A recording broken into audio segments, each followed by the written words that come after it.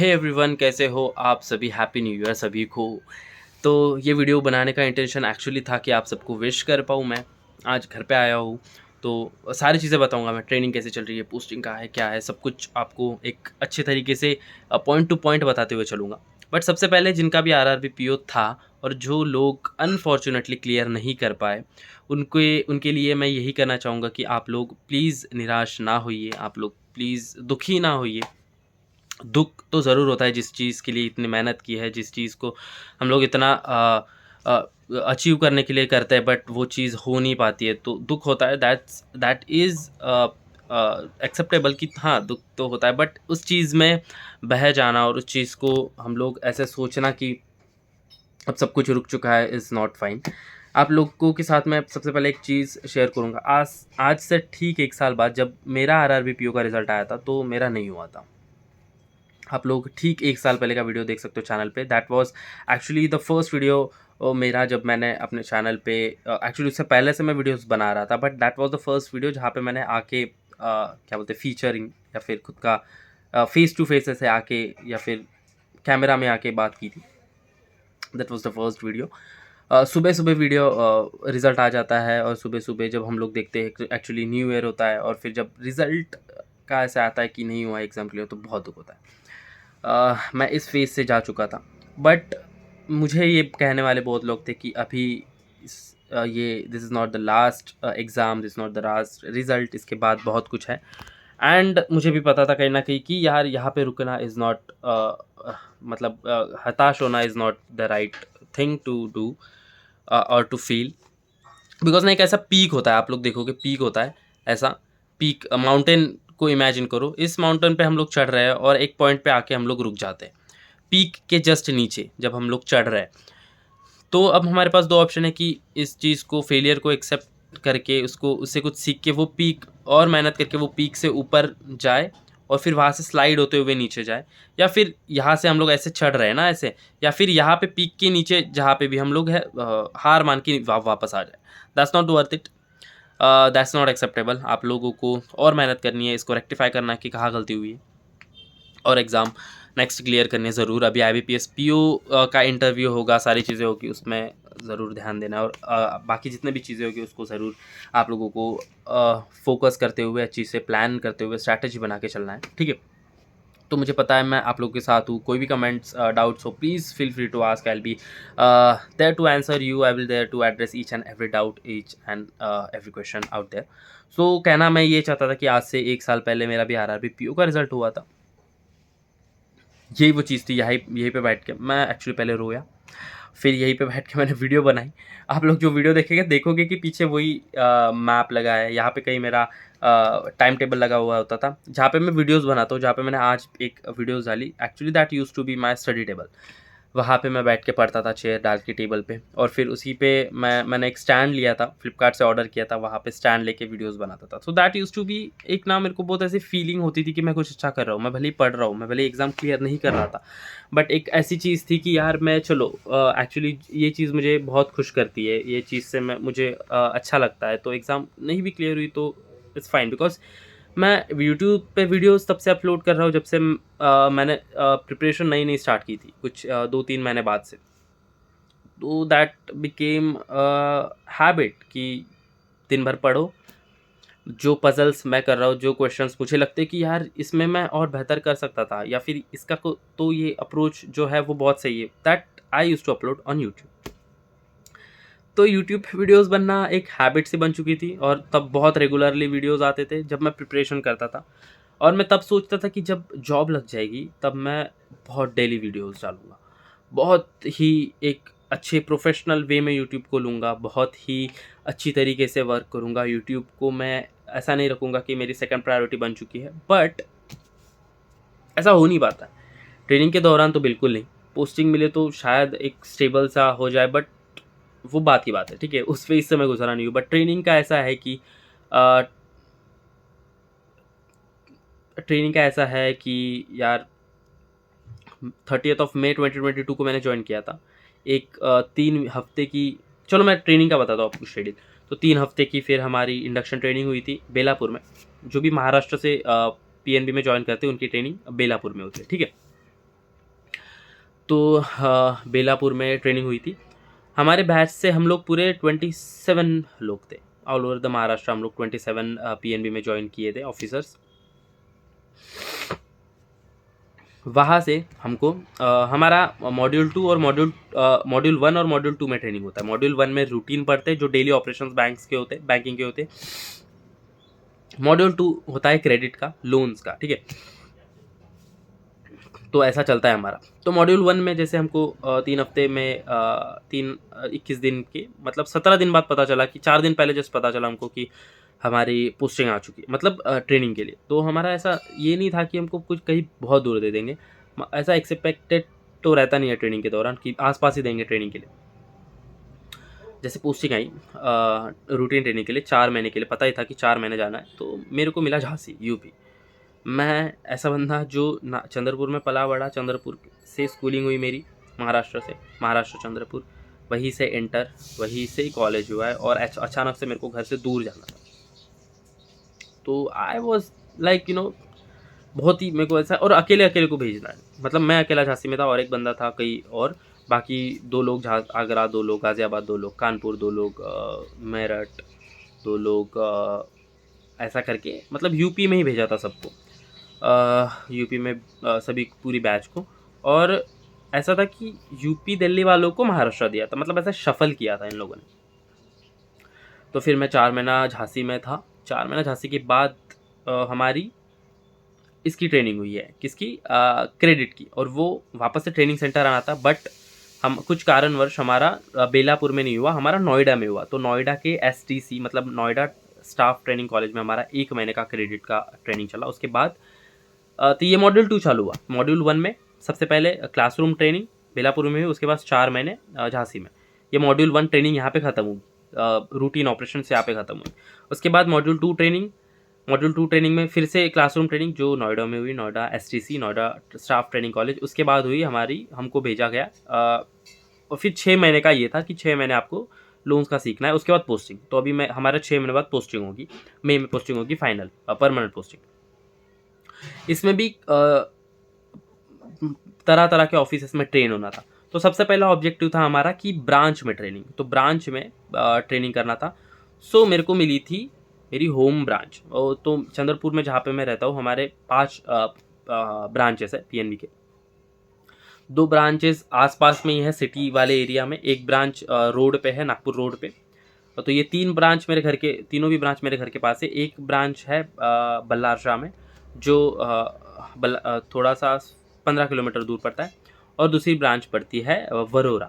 ठीक है, जो लोग महाराष्ट्र के या फिर विदर्भ के वो लोग को समझेगा कि मैं जो बोलना चाहता हूँ, कि वो लोग वाकिफ होंगे इन जगहों से, बाकियों को नहीं समझ रहा होगा। तो मैं समझ लो कि 5 ब्रांच आसपास ही होगी।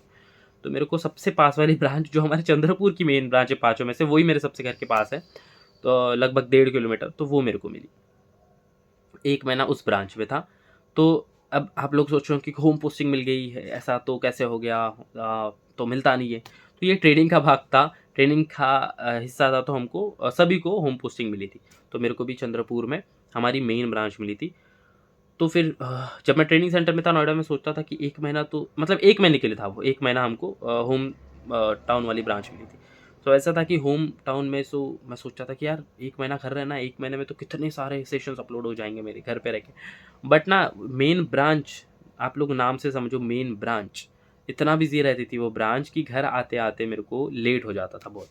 अगर मैं आपको बोलूँ, आप सभी को पता है, आप लोग PO के लिए एग्ज़ाम के लिए प्रिपेयर कर रहे हो, ऑफिसर्स, आप लोगों को सभी ने सुना होगा कि ऑफिसर्स का जाने का टाइम होता है, आने का टाइम नहीं होता। वो फिक्स नहीं होता, कभी भी बंद हो सकती है ब्रांच, तो कभी भी आ सकते हो आप। 7 बज सकते हैं, 7:30 बज सकते हैं, 8 बज सकते हैं। तो एग्जैक्ट टाइम का तो ऐसा कोई था नहीं, बट मैं लेट आता था।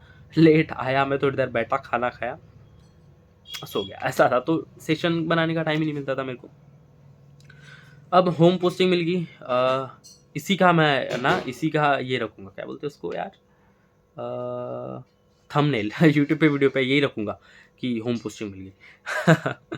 ठीक है, तो 1 महीने का लिए होम पोस्टिंग मिली थी। अब फिर 5 महीने जो बचे हमको अलग अलग ऑफिसेस में ट्रेन होना था। अब अलग अलग ऑफिस में हमको सब, इधर भी सबसे पास वाला दिया। तो मेरे घर से सबसे पास जो ऑफिस है, सर्कल ऑफिस, वो नागपुर में है। नागपुर सर्कल पड़ता है, नागपुर सर्कल ऑफिस है। तो नागपुर में हम अब मेरे को 5 महीने गुजारना है, 5 महीने ट्रेन होना है, गुजारना है कह लो।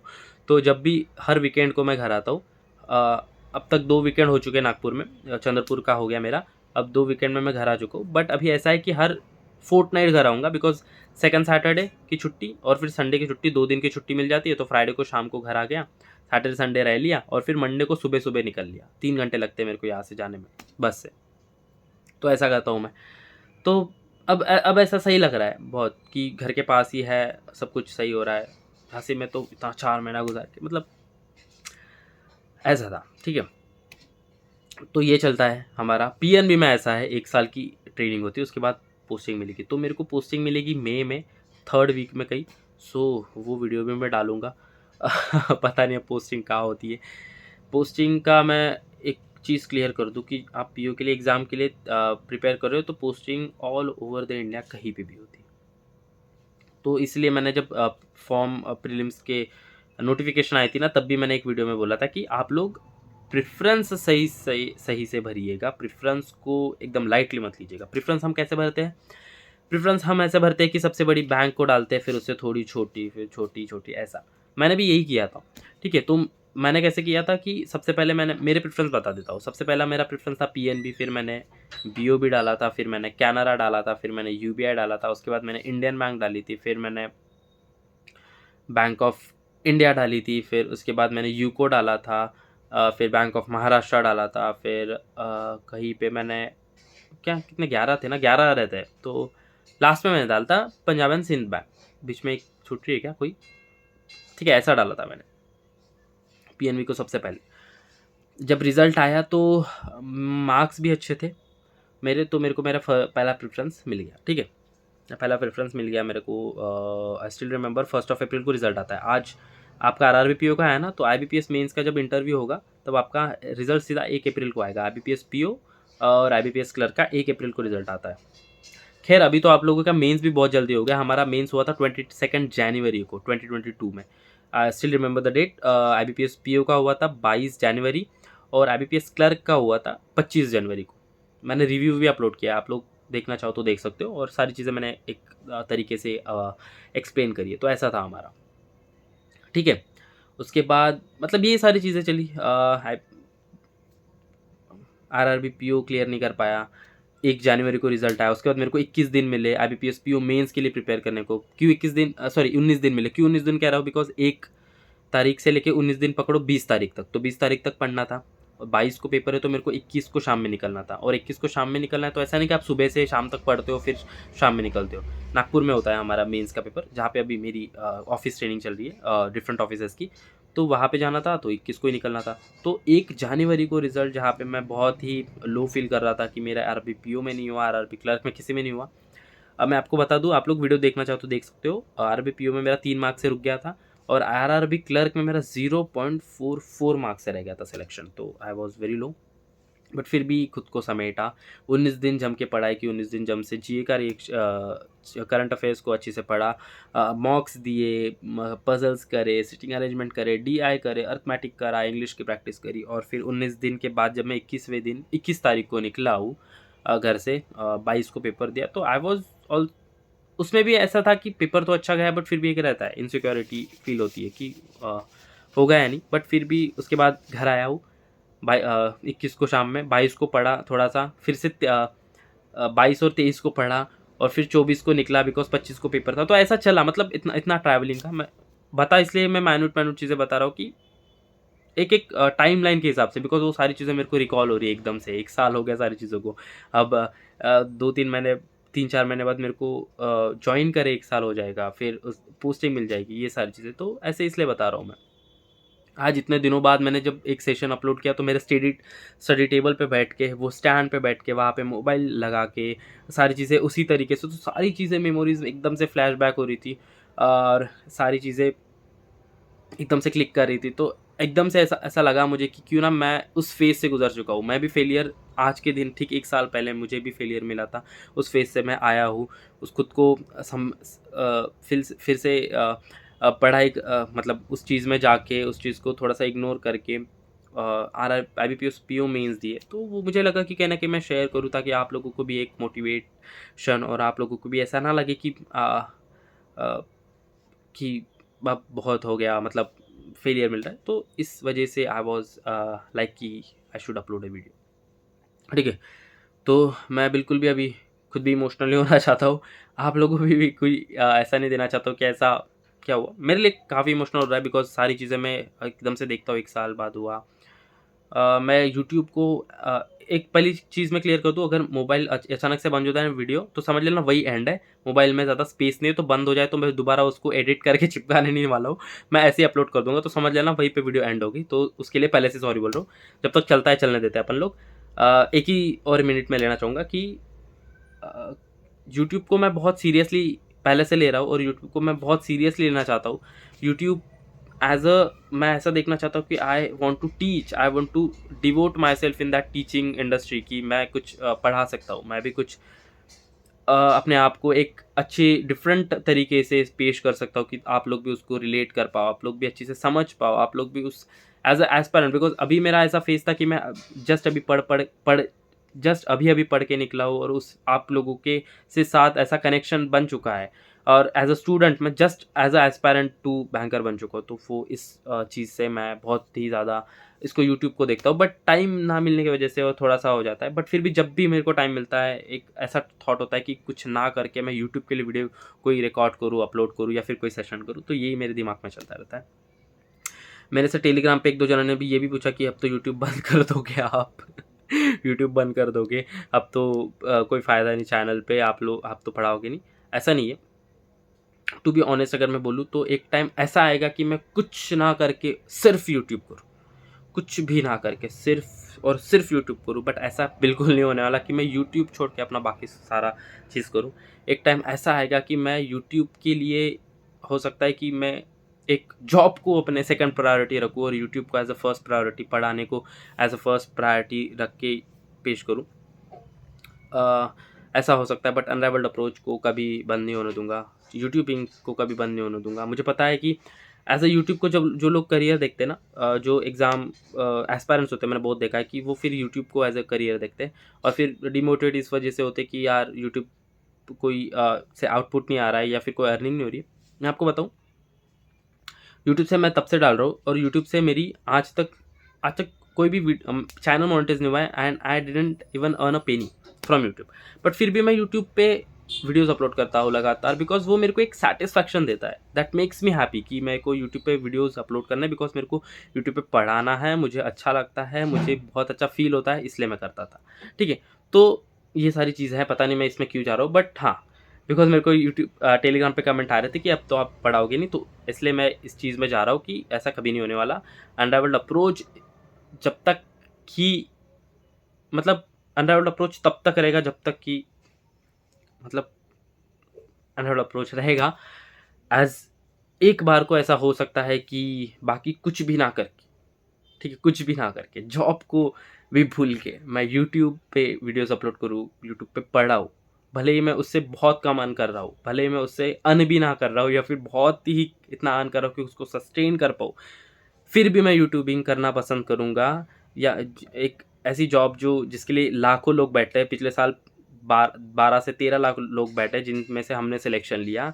इस एग्ज़ाम को, इस जॉब को भी मैं एज अ सेकंड प्रायोरिटी रख के यूट्यूब को सीरियसली लेने को तैयार हूँ, because I love it, because I just want to upload, I just want to teach on YouTube, I just want to teach to fellow aspirants out there. आप लोग वहाँ से गुजरे हो, मैं भी वहाँ से गुजरा हूँ, इसलिए। तो जो लोग भी कमेंट कर रहे थे मेरे को, मतलब पूछ रहे थे, मेरी यूट्यूब से ही है जो लोग जिनसे मेरा बहुत अच्छा कनेक्शन है और वो उनसे आज भी मेरी बात होती है, तो इनके लिए था कि नहीं, ऐसा नहीं होने वाला है।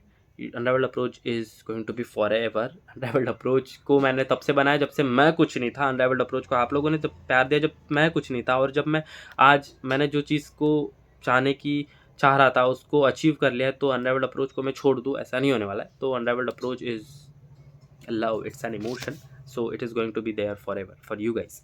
सो इसको यही रैप अप करते हैं। फिर से एक बार, stay motivated guys, stay high, you are champion in your self, और खुद को लो मत फील करिए, बाकी एग्ज़ाम्स के लिए प्रिपेयर करिए, ठीक है। सो इसको यही ख़त्म करते हैं, 20 मिनट होने का है, लगभग 20 को ख़त्म करते हैं।